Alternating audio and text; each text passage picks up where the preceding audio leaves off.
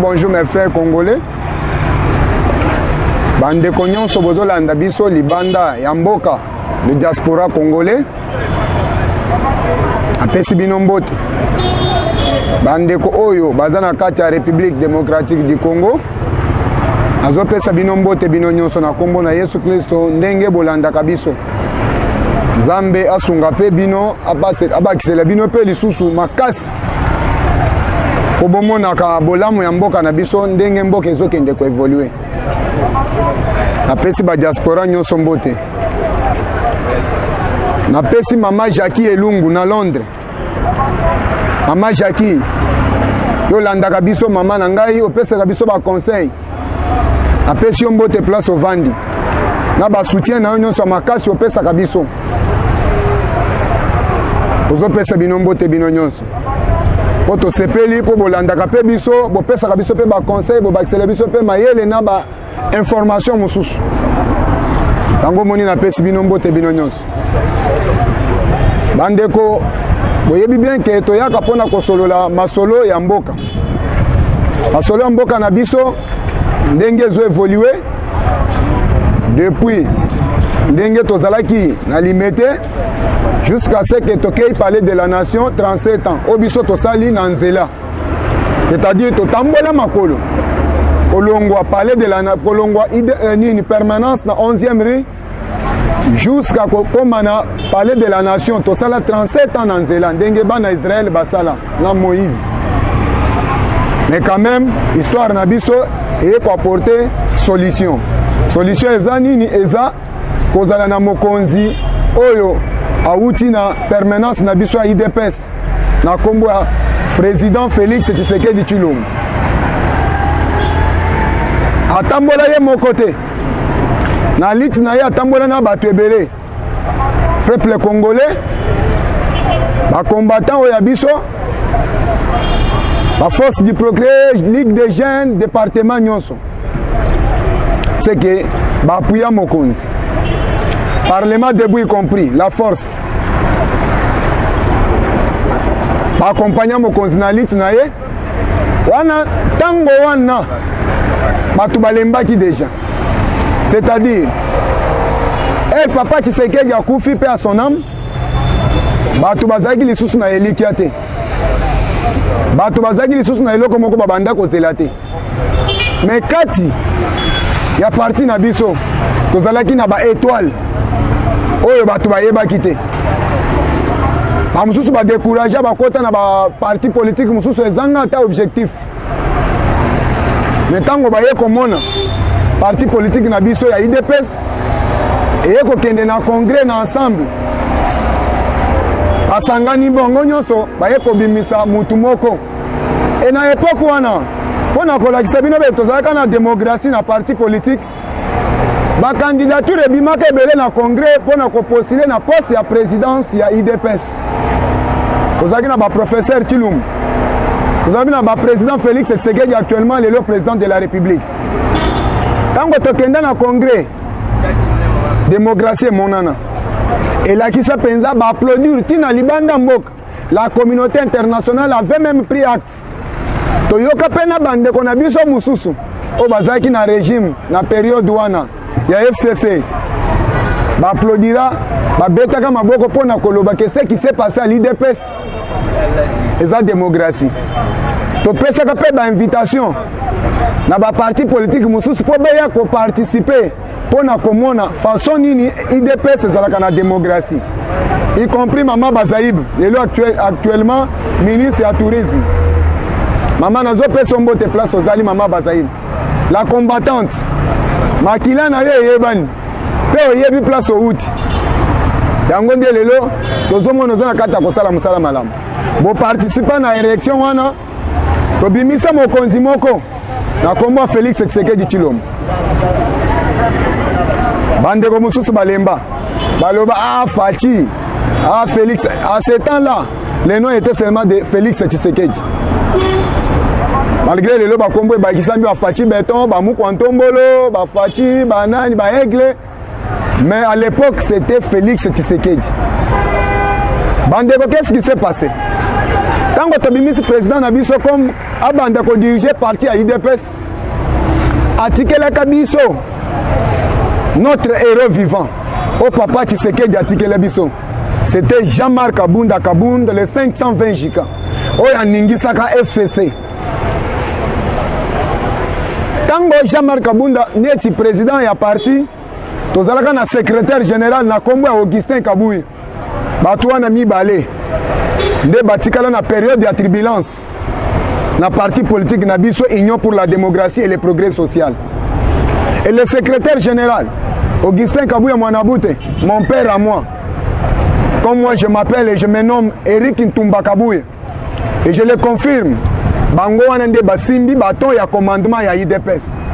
Na yebi bien que bato bakendaka na 7e rue. Objectif na bino bolingi bo réussir yango me bokoko te. Yango ndele le tozomona ba déclaration ya lobby ya notre secrétaire général na kombo Augustin Kabouya. Eningisi banguna. C'est simple pire. Bozo attaquer Moïse Katumbi. Que l'oya Noël Tchanye rattrapé. Il y a solo. À la qui c'est agitation. Mais pendant une déclaration à CG Lobby.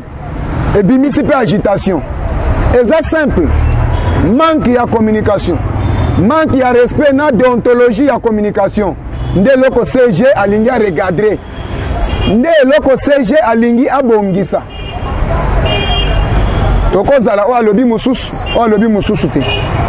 À l'époque, quand le parlementaire debout, Babanda copie sa communication na bango, à chaque jour, ils ont un message moko. Des autres dans le Congo, Mobimbape, dans le parlement nyonso. Mais le lot, ce n'est pas le cas. Le lot, ce n'est pas le cas. Au Congo, le lot parlementaire, ils ont attaqué Bato. Si ils ont attaqué notre secrétaire, ils ont attaqué notre président parti dans le Congo, Jean-Marc Kaboun.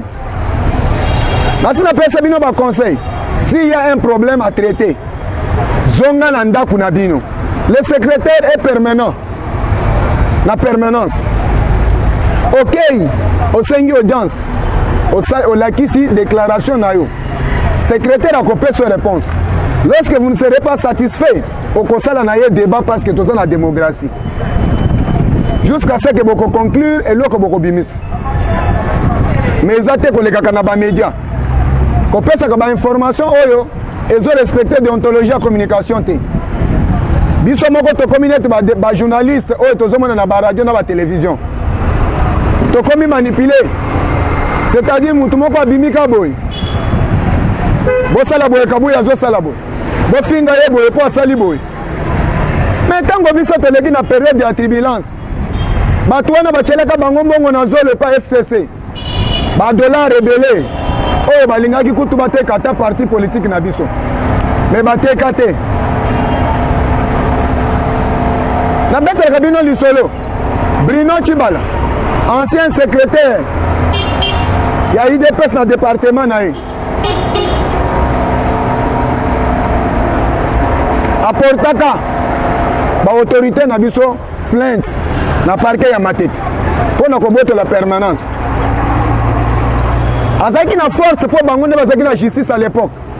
Mais pour nini bakokate, c'est parce que Batouana Misato, président Félix, Jean-Marc Kaboun et Augustin Kabouy, bazalaki na bomoko.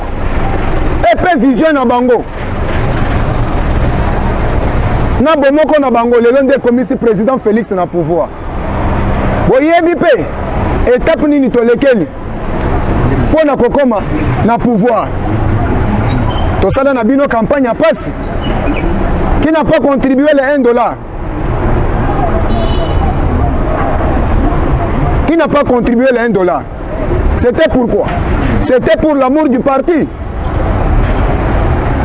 C'était pour l'amour de notre président Félix Tshisekedi. Mais aujourd'hui, oh besoin ça les a yango. Oh besoin ça les a bolingo wana tozala kinango. Ma parlementaire, le secrétaire à lobby Mabete. Notre secrétaire général na Kombo Augustin Kabouya, celle que nous avons, Azo Simba Bata commandement à IDPS. Sans les médiocres Moussousso bazo manipuler bino wana. Azo na vision malam. Vision na yezani. Ameka kobongisa structure na bino.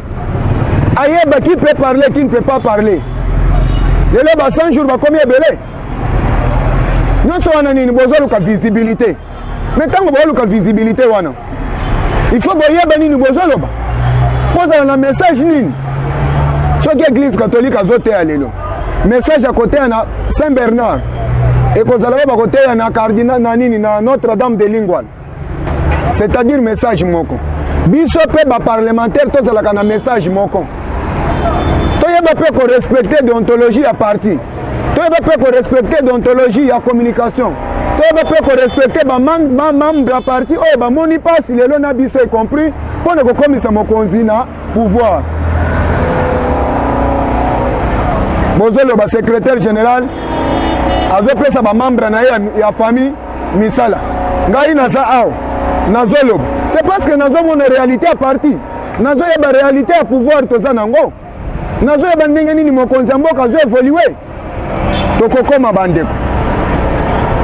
Même si le secrétaire, pourquoi a-t-il comme ministre? Comme ministre, il y a un ministre. Pourquoi Jean-Marc Kaboun? Le secrétaire n'a pas travaillé comme ministre. Pour comme un papier, les autres ne peuvent pas ministre. Il nous a bien dit. Il est là, il travaille la nuit et jour au four au moulin pour se retrouver bino ba combattant. Pour le peuple congolais peut se retrouver. Pour qu'il ne presse. Je vous ai toujours dit que le président Félix est là. C'est un missionnaire. Dans la mission, c'est la durée indéterminée. Pour rétablir Makambo et Zalaki Akoboma. Makambo et Zalaki Akobeba na kati mboka na biso. C'est que c'est pour un temps. Et ça n'a pas moulaï.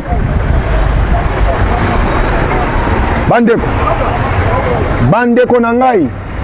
Nous avons fait bino ba conseil. Bino ba parlementaire debout. Oya kala. Na oya sikaboye. Il dépêche à bengana kamutute. Mais boto ça na respect. Tout ça na respect ya koloba. Ce qu'il est le président Félix, Azan a pouvoir place à Zali. Ayébité que le président parti Aïe, c'est comme Jean-Marc Kaboun. Ayébité que le secrétaire général comme Augustin Kaboui. Tant qu'on traite un dossier à parti, Atika Kabango pour nous kende koluka banane. Alukaka Kabango parce que ndemba tu bazar reconnu pour na parti. Bino besoin luka banane. Bo luka ba politicien 100 jours. Oh ba koya lisusu na permanence pour na kokoma boy na boy. Nana yebi passe ya peuple. Nana yebi passe ya ba combattant. Non. Nazo regretter ma casse pour la réaction na bino ba combattant. Nazo regretter ma casse pour la réaction na bino ba parlementaire debout na ba président na bango. Eza vrete. Le secrétaire général pour ça na yeza ya ko recadrer structure. Oyo eza ya ba parlementaire debout. Boza la agité. Mais boza attaquer Moïse Katumbi gaza agité pour na likambo ya nationalité. Mais bino mec moko pe boko mi agité pour na likambo ya qui est qui. Qui peut parler, qui peut communiquer. Le président de la République n'a qu'à l'union sacrée. Na batu moko azo travailler na bango. Batu wana lelo. Ba komitango besoin attaquer bango, bango besoin comme mikanda pour na kokende kotika na ambassade. Ko informer l'ambassade que bota la partie ebino bolobi que toza na bango na alliance. Ndenge bazo finga biso. Est-ce que c'est vrai ça? Et le plus pire est simple. On doit savoir qui peut communiquer. Mais quand on peut communiquer nini. On peut communiquer nini. Quand on rendu, il y a voyage secrétaire général. Libanda, il y a province. À Kinshasa, Ndenga Kendaki, na redynamisation, il y a parti politique. Mais pour nini bateau, ils ont manipulé Binoana. bakokende mpe kosala mosala wana te po uta kofinga secrétaire avandika na biro asalaka mosala te me lelo abandi mosala ya parti na biso mpona komobilize population mpona baélection ekoya olia kobetela moninga maboko aza mpe na famille na ye te aza mpe na bana na ye me mpona nini azotika mbetu na ye atika bana na ye mpona kokende kolala na bazamba na idiofa kuna na bandundu awa mpe na province ya Kinshasa bomonaki ndenge secrétaire atambolaki kala te yawo akobanda kita baprovince nyonso eza mosala te azosala wana bozoluka mosala nini yango nde nazokebisa bandeko oyo boza manipule oyo bazopesa bino mbongo mpona koatake secrétaire général yo soki ozoatake ye seke ozoatake chef de l'état soki ozoatake Jean-Marc Aboun ozoatake chef de l'état biloko wana ekomi okomela chef de l'état na matoi mpona koyoka ndenge bino bacommunicateur bokomi ofingana mpona koyoka ndenge bokomi ofinga bamembre oyo baza na kati ya union sacré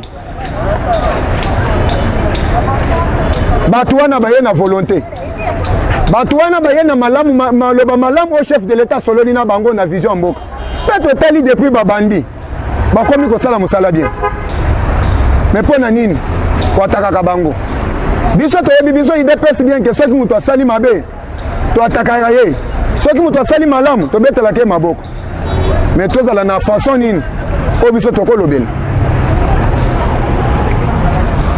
toyebi bien ke bandoki basili te bandoki baza ebele me toyeba ndenge nini ya koloba okomi kokende na parlement moko boye oyoki moto azopesa makambo moko boye soki oyoki ozokamwa ete phénomène ya volcan eza politique bandeko mpe atondisi bato azolobela bango ndenge wana phénomène ya volcan eza phénomène politique elongo likambo ya nzambe ndenge akelaki bato na ye na mabele na ye ekomi phénomène ya politique ki ya politize sa okomi osuki yebisa biso ki ya politize sa ozomona makambo yango yango nde tolobi il faut bacommunicateur bayebana bacommunicateur bavanda place moko na bacoordination na bango mpona kozala bazala identifie mpe kozwaka mateya oyo esengeli boyeba ata bajournaliste bolandaka oyo baza na bakomission na bango lelo boyoki baatake ndeko sango boyoki te déclaration ya commission ya bajournaliste bazoatake mpe ministre oyo ake kofunda sango mpona nini parce que structure wana eza na organisation nango c'est ce que le secrétaire général alingi soki boyoki message na ye mabe boyeba onga nazoloba nde yango wana il faut korecadrer communication ya parti tozokende na politique eloko nazo regrete eza nini ngai navandaka mokolo moko boye nayoki basango ya mboka na biso balobaki ndeko kamera ayibaki 15 millions dossier ebandi bino moko boyebaki ndenge dossier wana ebandaki na plan na bango ndenge babongisaki baye kokanga kamera lorsque kamera a été condamné à 20 ans de prison et travaux forcés bato ya liboso bakendaki mpona kovisite kamera ezaki basango oyo bakizaki kamera po comprendre il y a quelque chose lelo oyo tokomi na vendredi ekomi mokolo ya Joseph Kabila kofete fete na ye ya 50 ans me ngai nazoloba boye ezalaki fete ya 50 ans ya pamba te abandaki kosalela chiffre 5 première chiffre 5 ezalaki nini 50 ans na ye ya âge deuxième chiffre 5 ezalaki 50 millions de jeunes congolais oyo Kabila atiki sans misala nde fete aorganizaki troisième chiffre 5 ezalaki 50 membres na ye ya cabinet oyo asalaki na bango quatrième chiffre 5 50 cartes ya crédit oyo bazwaka crédit visa oyo bazwaka mbongo na banque 50 000 $. C'est que la fête a été tournée. Fête ezaki tournée sur le chiffre 5. 50 millions de jeunes congolais sans misala. Bango bavandi bazomela champagne. Totiki bango bayokit. batikali sa misala tosali pe 50 ans règne topesi pe baninga na biso 50 cartes bazwaka mbongo wana ya trésor public. C'était quoi? Qu'est-ce qui s'est passé? Lorsque le président de la République a cherché nos rares pour nous aider dans la vision, il a trouvé oiseau rare na Komboya, Gilles Alingeti, IGF Nabiso, inspecteur général des finances. C'était quelque chose qui était étouffé. Étouffé par qui? Par les loyaux, donneurs de leçons, de Komozito. Bandeko, moi IGF, et bandi na président Félix Tshisekedi te. Ezalaki structure yakala. Ezalaki attaché à la présidence de la République. Mais à l'époque, IGF était étouffé. IGF avait demandé qu'on soit l'audit dans la primature. Et pas Yandego Mozito, donneur de leçons Lelo. À Boyaka. Parce qu'il savait ce qui s'est passé. Il savait ce qui s'est passé, c'était quoi? Il était venu pour s'enrichir de lui-même. Pas même pour sa province. Et aujourd'hui, il est donneur de leçons. Dans mon thème, déclaration, il a peuple. Il a travaillé comme premier ministre. Il a acheté plus de 250 maisons à lui-même. Il n'a pas construit sa province. Au détriment, il y a peuple dans l'intérêt naïf. Président Félix Akoti, c'est lui-même qui a déclaré que nous allons tout faire pour créer l'insécurité. Et mes frères et sœurs, nous prenons seulement le mot insécurité. Lorsque les investisseurs vont apprendre qu'il y a l'insécurité au Congo, est-ce qu'ils vont venir? Au détriment, il y a peuple. Quand les investisseurs vont créer l'insécurité, peut-être que ce qui président Félix a fait la camille sous terre. Batouana, Balinga qui basimbisa, président de la République touche. Mais l'investisseur va connaître l'intérêt du peuple. Il y a le bio que le candidat. Il y a le bio que la lutte pour le peuple. Mais pourquoi vous avez investisseur baya? Malobéan de Komozit, donneur de leçons. Les loyaux, Azo Lobake, président Félix a violé la constitution. Président Félix a taillé Sikoyo, loi. Il y a élection, loi électorale sur Taïnaïe. Non plus. Le président Félix est venu pour liberté d'expression, la démocratie et l'état de droit. Liberté d'expression, la liberté, la démocratie et l'état de droit. Mais bon comprendre, Makamboyo, président Yenango, na Makamboyo, Bandeko, Bisotozana Bango, Bazo Sala comme déclaration. Strictele kwa neleki. Yami Bale Nazo le Bezani. Tango Kamera côté na prison, c'était le Sango, l'église catholique. Au Bakay, pour la première fois qu'on ça la visite, pour l'encourager. Mon frère, ne te décourage pas. Notre mission n'est pas au bout. Oui, Zalaki, et le Koliboso Tomeki, et rattraper et Kangi peut côté na Boloko. Mais toza libanda ya mboka, toza pe na kati ya Kinshasa, toza bunda po na kobimisa yo. Tokoluka stratégie mususu otokosala. Stratégie mususu ezani. Stratégie mususu ezake. Lokola ndeko kamera zalaka médiateur. Musala na ye zaki médiation, asala kande médiation. Un grand médiateur. Azana kati ya prison. À cause azui Sikre Vanille. Azui Levir, Amélie, Liboumwe Vimbi. À cause nazana problème attention. Liboumwe za kovim. Bolongolanga na prison. Et moi je conseille na maman ministre de la justice Tala Likambouana, je vais vous prouver pourquoi nous avons sa caméra en prison. Quelqu'un qui est privé de la liberté, quelqu'un qui est privé de la liberté est condamné aux travaux forcés. Azosa la déclaration na kati ya hôpital a nommé premièrement secrétaire il y a parti politique naïf. Tu es malade, on sonde. Mais on nommé. Tu es malade, non sonde. On sali déclaration pour le conseil aide humanitaire. Aide humanitaire ne place plan ya caméra ezali na basango, na batwalamuka, na FCC. Place on ezandengeni. Caméra kosenga ke bavanda basolola. avant basolola bato ya FCC bato ya Lamuka ba église catholique parce que ceux qui boyoki bien de vos kitoko alobi nini de vos kitoko alobi ke église catholique ndako vandi sa biso na messe boyoki ndenge bazokosa église catholique na politique oyo biso tosi tolongola ye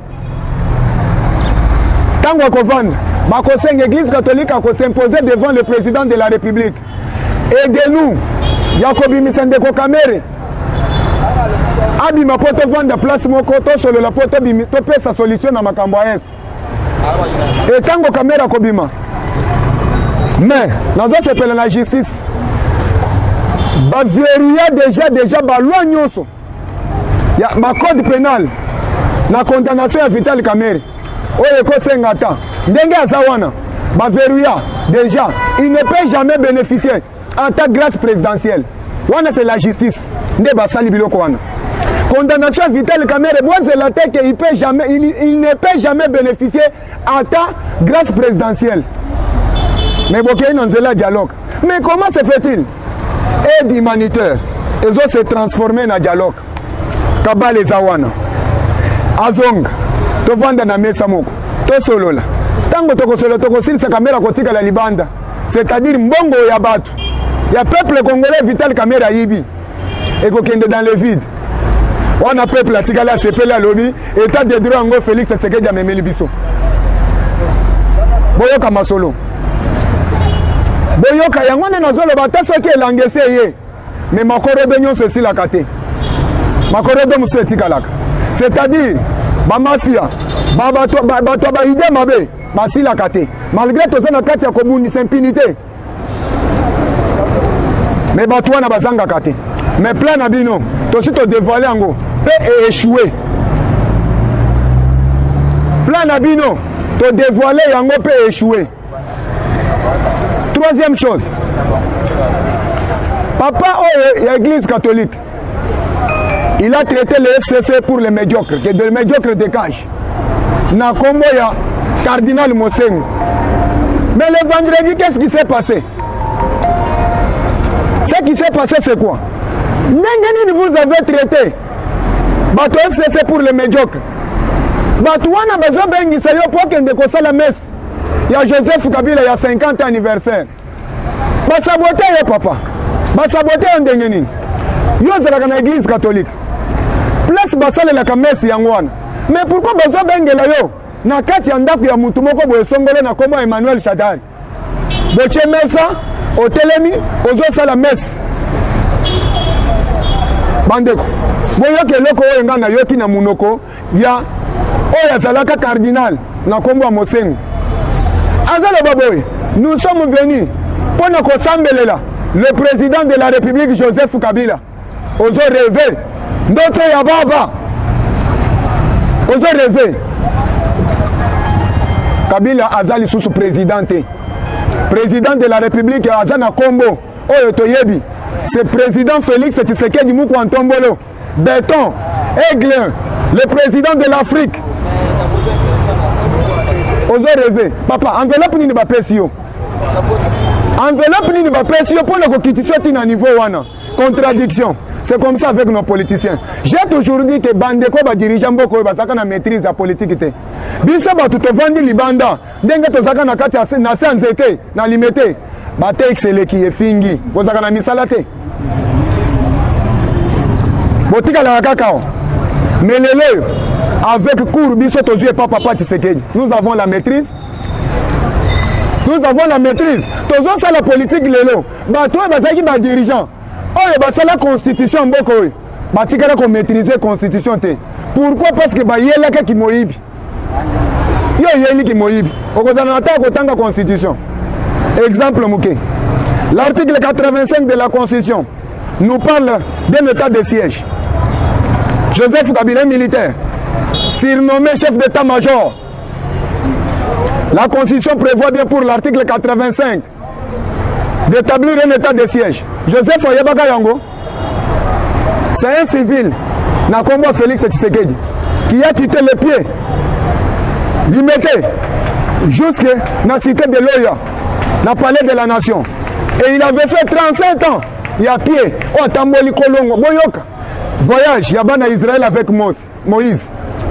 Voyage, il y a IDPS avec le président Félix, 37 ans. Pour que l'on a limité, comme on a parlé de la nation. Avant de quitter, à quoi on a sabino politique. On a la constitution dans Maboko, on a la place à Kotangi la Yangote. On a la place à Koyeba, loin ni nezo le baboy. Mibeko ni nezo le baboy yebité. Parce que tu as passé le temps dans vol. Vol au détruiment, il y a peuple congolais. Et ça attend les sous-soutés. Ngongese beti au peuple congolais à se prendre en charge. Ndenge bino bozo mona. Bino ba makorodo. Oh bozo lingate que changement avec les 5 000 francs et les 10 000 francs. Probablement makananzela ba sala ba déclaration.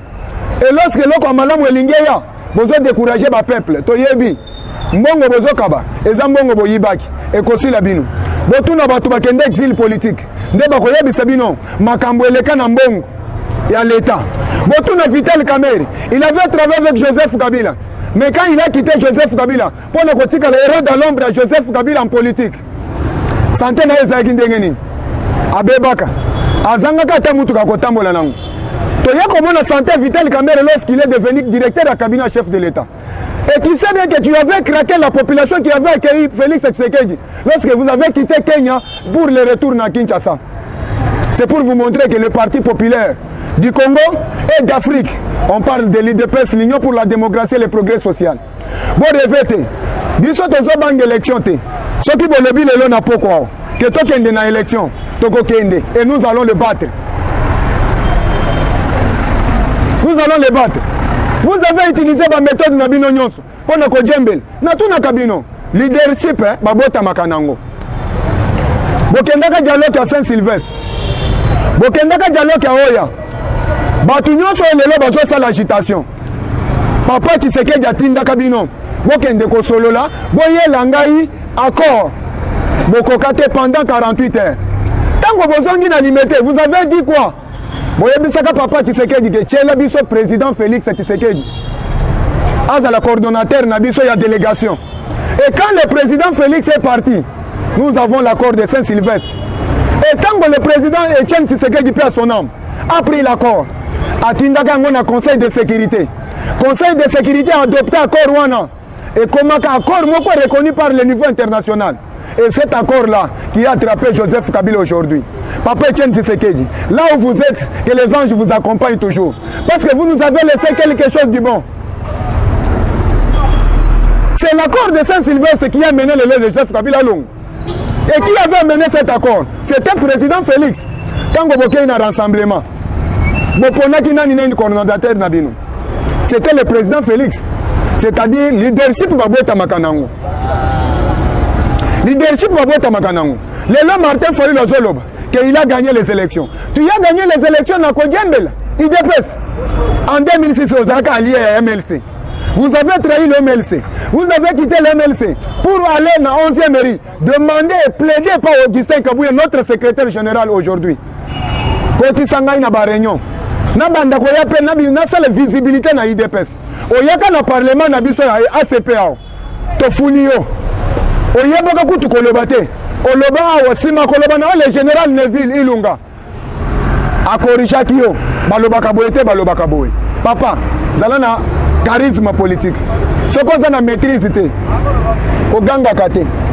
Soko za na yo lelo, soko ye na limité. Oyibi mo muke. Oyo yibi neti politique. Kasi bano batikali na kombo Jean-Marc Kabunda 520 chika. Bano batikali na kombo secrétaire général Augustin Kabouya. Bano batikali neti président de la République Félix. Batangi nini? Bayekoli nini? Papa bimisa biloko. Après ça yo mopaye. Matika bana nae. Des difficultés bozanango. Vous avez imité la politique de l'IDPS pour créer des parlements debout. Mais le parlement debout c'est une information in oyabino. C'est juste les injures. La politique est à mauvaise foi. Vous changez. Ce qui vous changer, c'est l'état de droit. Et vous en avez un abino. Tu sais bien que Nicolas, ce que vous avez fait une déclaration, justice a interpellé. Et comme le président Félix a comme un candidat. Mais terrain va vite. Candidat n'a pas fait l'affrontement dans l'IDPS. Candidat n'a pas fait l'affrontement dans Félix Tshisekedi. Nakamo Kabino. Et pour preuve, je donne même ma main à couper. Martin Fayoulou, à cause de la candidate et sauter l'élection en 2023. Pour déjà, Nassi n'a pas de déclaration à Bango. Lorsque vous dites que la loi électorale est taillée sur mesure à Félix Tshisekedi, et ça refus de G. Nayebi Balobokoloba. Papa Tshisekedi a boyé l'élection en 2006, n'a pas naboyi. Mais au cours de mité na politique à Papa Tshisekedi. Oh, j'assume parce que Nayebi a causé la déclaration na yo. Mais politique au salak, Moussou Sozwaka Ndenge Tozabo. Il y a une opposition. Au lobby aux Andes résistants. Dans la constitution, on a vu ça commis résistant. Ce qui va l'ingiba kabola ba poste na CENI. C'est que bako kabola la kaka bato baza na opposition, pe baza na majorité, pe société civile. Mais yo za résistant. Mangi ya politique. Mangi ya maîtrise ya politique, mais aux na constitution. Nini kaka bakop. Ya ko defo ka ba $10,000 à bato ba kimbut. Ya ko kata ka ba $50 à bato ba mukebai. Ozomon. Oza la constitution. Pour nous autres, tu as déclaré officiellement que Oza résistant. Quand on a la constitution, résistance c'est Zawad.